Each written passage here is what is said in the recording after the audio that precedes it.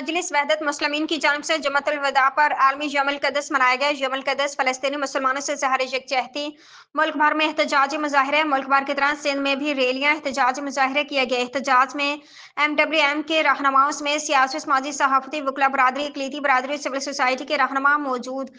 आलमी यौमुल क़ुद्स मज़लूम फ़लस्तीनी मुसलमानों से ज़ाहिर यकजहती और इसराइली जहरीत के खिलाफ मनाया जाता है। अल्लामा बाक़िर अब्बास ज़ैदी जुम्मतुल वदा बतौर आलमी यौमुल क़ुद्स इमाम ख़मैनी के फरमान पर मनाया जाता है। रहनुमा MWM जुम्मतुल वदा उम्मत मुसलमा में इत्तेहाद का मज़हर है। रहनुमा MWM इसराइली जहरीत नामंजूर आलमी अदालत में इसराइल के खिलाफ मुकदमा दायर करने का मुतालबा। क़ब्ल अव्वल की बाज़ियाबी, फ़लस्तीनियों की हिमायत, मुस्लिम हुक्मरानों की अवलिन ज़िम्मेदारी। दोगली पॉलिसी खत्म करो। हुकूमत फ़लस्तीन पर वाज़ेह और दलेराना मौक़िफ़ इख्तियार करे। अमरीकी सफारतखाना बंद करो। मजलिस वहदत मुस्लिमीन का हुकूमत पाकिस्तान से मुतालबा।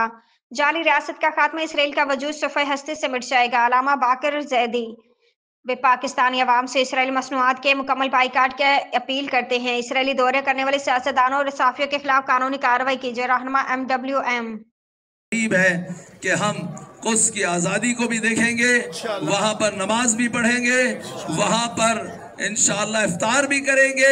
और इस कुद्स की हमारे एतबार से, मकतब तशय्युअ के एतबार से बहुत अहमियत है कि यहाँ पर हमारे इमाम ने आना है। हमारे इमाम ने यहाँ नमाज जमात से इमामत अंजाम देनी है।